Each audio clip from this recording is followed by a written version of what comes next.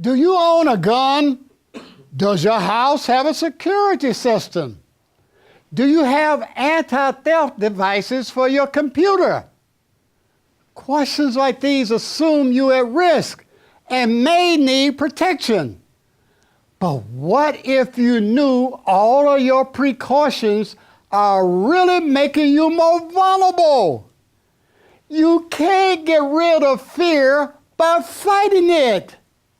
You just have to let it be. Sound crazy? Join us and see if you can ever be safe and secure. This is Who Am I? Who am I? Who am I? Who? Our purpose is to awaken. Who am I? To awaken to absolute truth. Am I? Who am I? Who? Our purpose is to awaken to absolute truth. Absolute. Absolute. Absolute truth. Our purpose is to awaken. Are they one and the same? Absolute and truth. That's our purpose. Who am I? Boom! Do you own a gun? Yeah, I know you got, how many of you got ADT around your house? What is it, ADT? Yeah, security system, yeah. Yeah, and whatever it is, okay? You got ADT, right? I got Ackerman. Ackerman, whatever, Ackerman security system, and, there's, you got probably, anti-theft devices on your computer, antivirus stuff. And, you got identity theft. I don't know how you can steal the identity, but we'll get into that later. So there seems to be something called you're vulnerable. All right? That's always, Trump, you remember him? Okay? He's always talking about, we need, security at the border. Okay? So he wants a wall. China did it thousands of years ago. Why don't they just take that wall and bring it over here, Trump? Okay, but anyway, it's something called I'm never safe. Supposedly when they started building villages and so forth, it was because, people came together to be safe. That was one of the reasons, okay? So we always looking, matter of fact, Maslow, when he had his hierarchy of needs, right above survival was safety, okay? So there's always this thing called I'm not safe. And we begin to look at that in the last session about fear, the primacy of fear, okay? I'm always thinking that there's an outside, that I can see the 7 of you, and I think the 7 of you are not me because you're outside of me, because I identify with this point of reference that I call me, which is a body, okay, which is, of course, limited. It's finite. All right? And so I think that there's something outside of me, and I think you have a mind, okay? And I think I have a mind, and you have your private thoughts, and I have my private thoughts. And I don't know if you're right now trying to hurt me or not. That's right, Lydia. You might be trying. Lydia might have a gun in her back pocket ready to shoot me or something. I'm just playing, y'all. I'm playing, y'all. Okay? Lydia wouldn't do that, all right?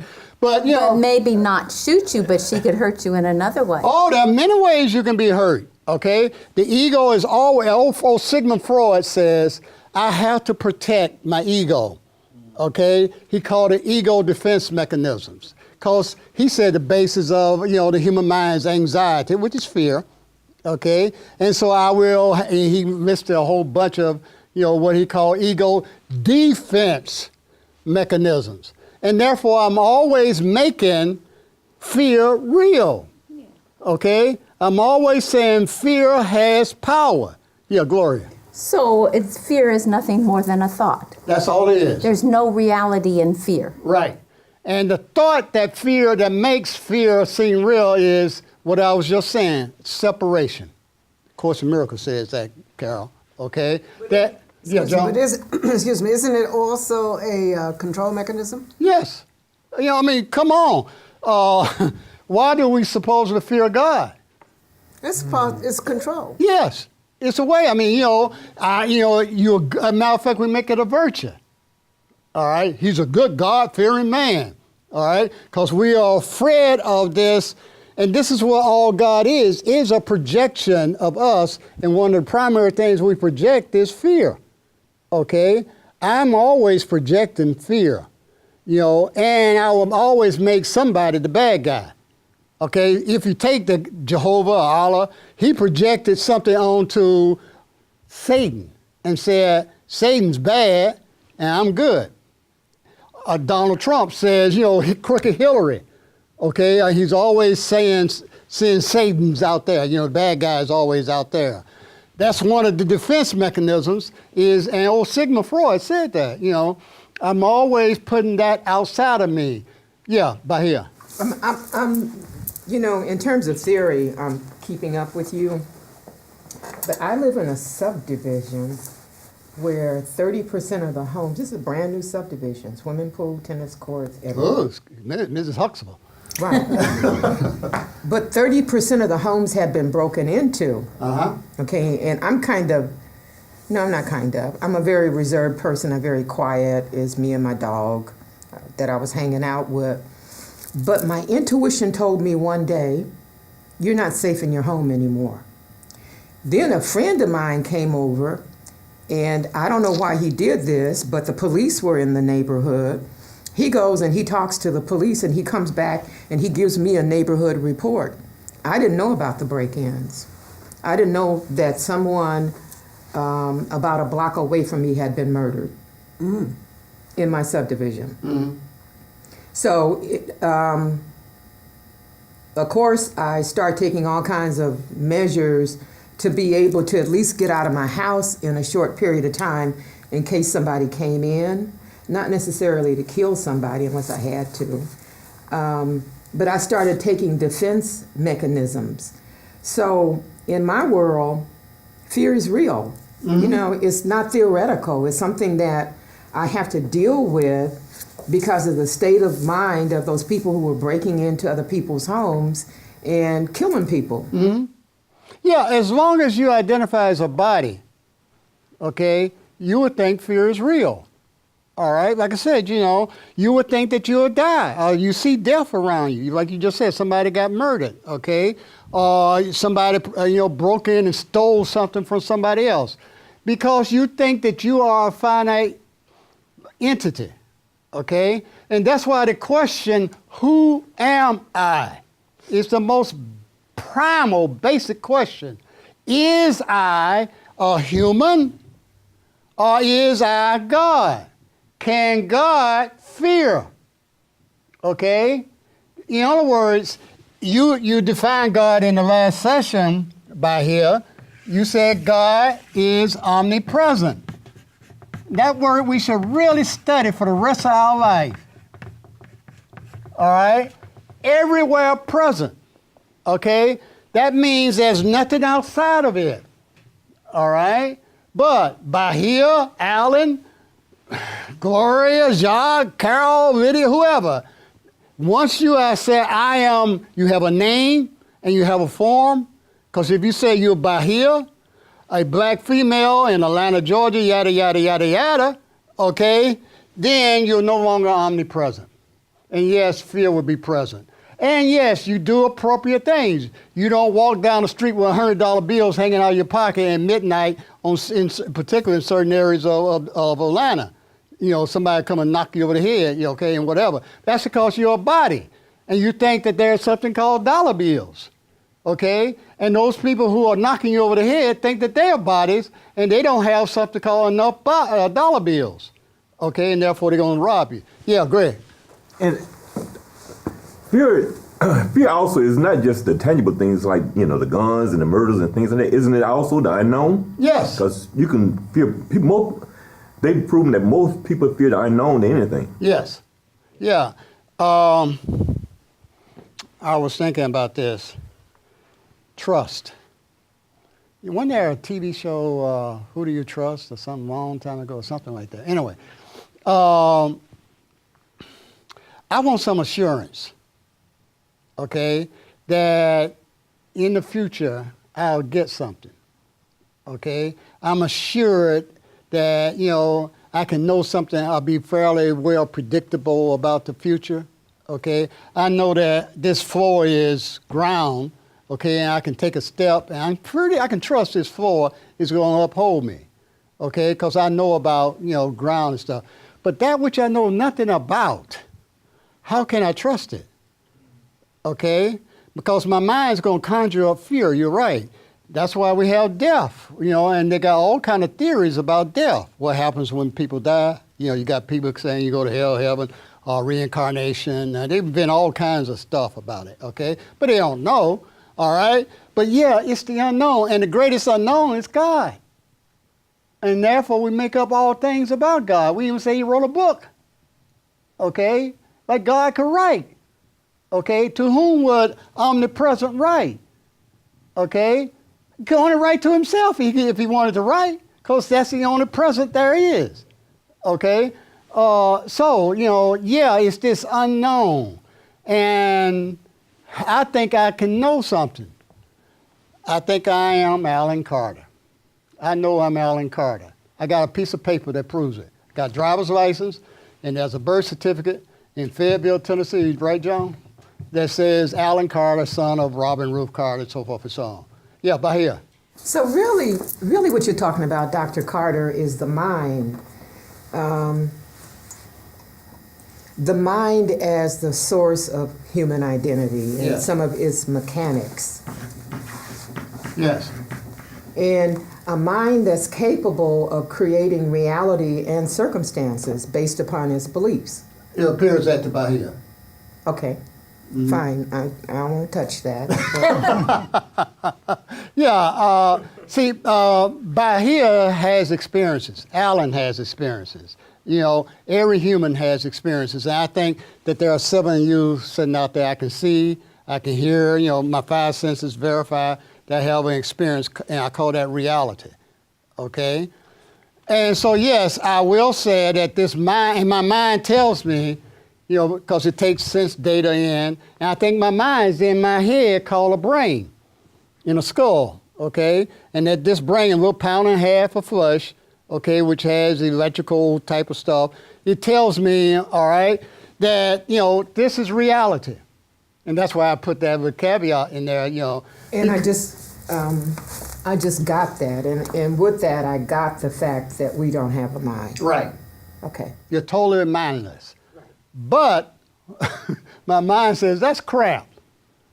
That's crap. Just notice what your mind would say to that. Because it thinks it exists, but it doesn't know that it doesn't exist. Huh? Okay? It's like once you think, you're going to think that what it thinks is true and real. Okay? But any thought is down here below this line and keeps you as a human. That's why any thought you have is a lie. I don't care if it's the thought of God. Everything I'm saying right now is a lie. Everything Jesus said was a lie. Everything Buddha said was a lie. Okay? Because they were symbols, they were words, and no word is it, okay? Gloria, then I'll come right back to you. So I just had this thought when you were talking about the mind, that I have a mind. No, I don't have a mind. I am mind. Right. Now, And it's explain like that. it's like getting the distinction of I don't have a mind versus I am mind. So that goes back to you're identifying with the correct identity, or the real identity of I am that I am, the God identity. Yes. No change, all, love, that's who I am. So Yes. you're referencing the I amness versus the humanness. Yes. See, we were talking, I think about how by here you brought up this word, attachments, okay? I can have something. I have a body. Oh, yeah. There's me and a body, okay? I have a piece of chalk in my hand. I have a car, whatever, okay? I have clothes, all right? I have money, but not enough, all right, or whatever, okay? So it's like there's me, the subject, and there's what? the object. Okay? So if I have a mind, there's a me, and what? I have what? Something called a mind. Well, who is this me that can have something called not itself? Because the subject, if there's a subject-object relationship, how can the object be the subject?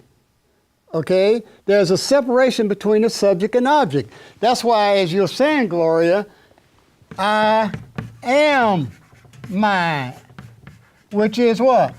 Omnipresent. Okay? The only mind there is. And you can call it omniscience. Okay? And so you go, I am that I am. There's nothing else but me. Now, Alan Carter can't say that and be truthful. But there's no Alan Carter. Right. You keep, and that's what we do. It's like you're being an example of what we do all the time in this human form, that we think that's what we are, is the human form, the mind body. Mm-hmm. And we even give it a name, and we reference that over and over and over again. So that keeps us stuck in that human identity. Yeah, well, versus what would be accessible, or what would be, what's the word I want to use? What would be, come on, Joan, you're the word person. What would be available if I reference the I that I am? If I really knew what that I is, if I really knew what I am is, if I really knew what mind is versus this thinker. it's like what Greg said. You wouldn't know.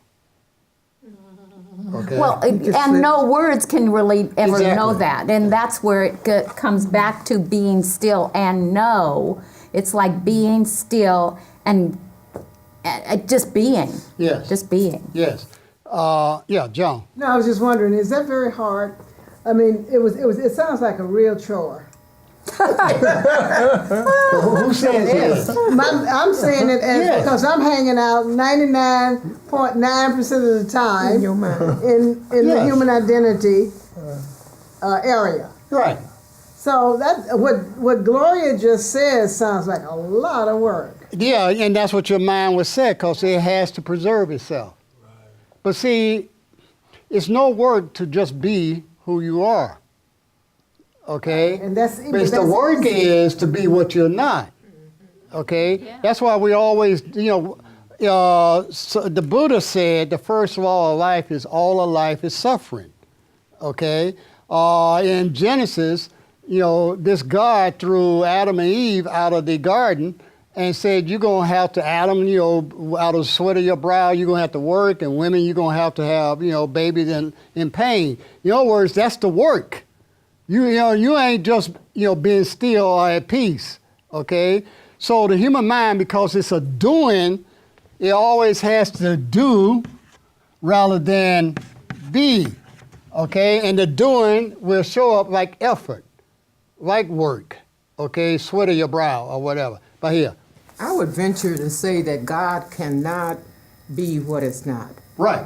Okay? It cannot. So it cannot be what it's not. Right. Oh, It can't. So what's going on here is the mind has positioned itself to run you. Mm-hmm. Okay? Mm-hmm. But it should, well, I don't know if it should be the other way around or whatever, because of what Gloria just said, and I don't want to negate that. But You can if you want to. there's another position where the mind is on top instead of the human identity or the ego. And then there's not, because of omnipresent. I was about to say. You understand what I'm saying? I understand. You Yeah. can't contain it into a mind. So Yeah. but the trick in this is that the mind is running us. It looks that way. Right. Yeah. It looks, and it feels that way. It feels that way, yeah. Right. Lydia? What? Wait a minute. Okay. Well, Well, Lydia had her hand just up. a question. Yeah. Is that mind in God's identity synonymous with awareness? Yes. And the mind in human identity is more like activity, Thought. Okay. Okay? This is God's mind. God is aware. Now you say, aware of what? Well, now you got two. Because thought has to be about something. I can think about money, I can think about God, I can think about Donald Trump or whatever, okay? And, subject object, okay? But this is subject without any object. Okay? So that's why you can't comprehend it, because this has to go. Okay? No thought Is aware of it be. is aware that it be, yeah. But not like you are. You're aware that you're in Atlanta, Georgia, in a room and you're looking at me or whatever. Relative to other Relative to other things. But, that is not awareness. That's thought. Okay? Yeah, Jacques. So pretty much omnipresence of God is the all in all. That's Yes. another way of saying it. Yes, it's all that there is, okay? And, what is it? There's a principle in physics, all or nothing. Well, it ain't all or nothing, it's just all. There's nothing else. And that's me. That's the I that I am. But that's not Alan Carter, as Gloria was saying. Alan Carter thinks and feels, and does, okay? And, I'm limited in a time-space dimension, okay? And that's what Alan Carter thinks is reality. But that is not true. And if I start with truth, that only omnipresence is, where is Alan? There's no Alan. Greg. Huh? I didn't have anything. You didn't have anything? I thought like a thought came in and you go, no, one of those things is. Mind took it away. Yeah, the mind took it away. Yeah, but here again. I could see how the actual process of thinking limits in terms of thinking, but not in terms of reality. It limits, it has to limit or minimize omnipresence. Yes. Well, It has Yeah. to. It has to make it smaller. It has to distort it. It has to do things with it to make it really not be what it is. Exactly. See, and then you know what I will have? I will have this. A problem. Okay, and the problem is I'm not admitting to truth.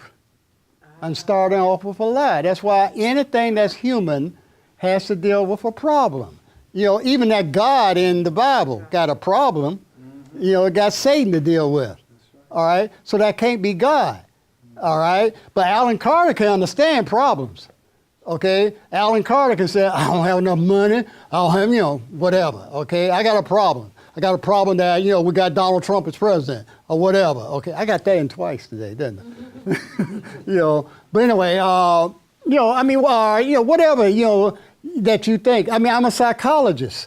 Okay, and as a psychologist, people come to me, I got a problem, whatever, and I make money, so give me some money, I'll, solve your problem. And then what happens? Another problem comes up, okay? The person says, I can't stand my wife, I want to get a divorce. To get a divorce, then what happens?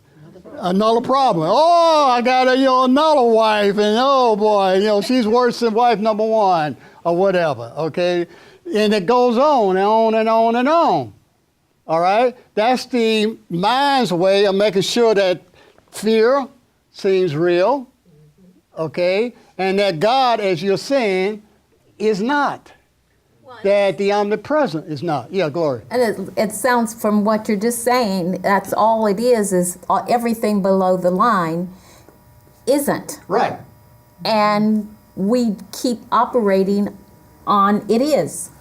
That exists. Everything that you're saying, us sitting here, we're just reinforcing that there is this body. you can just go and sit in a cave if you want to. But that's still the same thing. Yes. So what do you do? Whatever there is to do. Okay? Look, Jesus brought up the situation, be in the world but not of the world. Okay? Because he knew that he thought he was talking to something called not himself.